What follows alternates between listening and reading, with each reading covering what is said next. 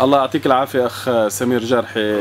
احنا موجودين بشارع أنيليفيتش 24، وهون في واضح أناتين على السطح، وقبل سنة انتم تبعتوا هاي القضية وحاولتوا تزيلوهن، بس لحد لسه ما صار اشي. وانا اللي شايف انه الجيران عم بيتصلوا ومتخوفين من مرض السرطان كثير بالحارة هون عم يصيبها وجع راس خيام.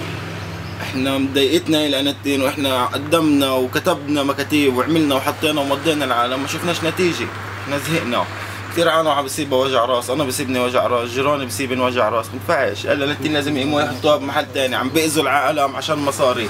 شوف بعكر عتيق الكارثة اللي صارت، قالوا لهم قيموهن ما يقبلوش، لحد ما صار الكارثة وراح 5 بني ادمين مظلومين شهداء، هدول ما عملوش اشي. بدنا احنا نآمن، بدنا نجيب نعمل مظاهرة هون، بدنا نآمن الانتين. حاطين لنا الانتين عم بيأذونا، عم بيأذوا الناس. شو هذا؟ ما بينفعش هيك خيام.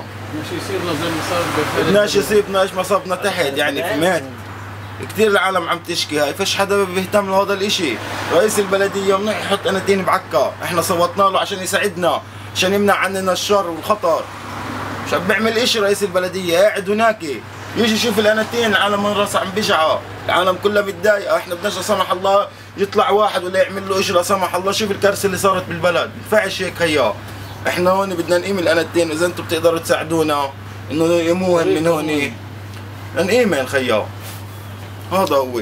توجهتوا لسكان العمارة اللي وافقوا على وضع الاناتين؟ احنا الصراحة ما بنعرفلناش سكان العمارة، كل واحد بنروح بنحكي معاه بقول لنا احكي مع جار الثاني، وهذاك بقول لي احكي مع الجار الثاني، وهذاك احكي مع جار الثاني، بقول لي انا ما خصنيش وانا ما ليش وبقبضش.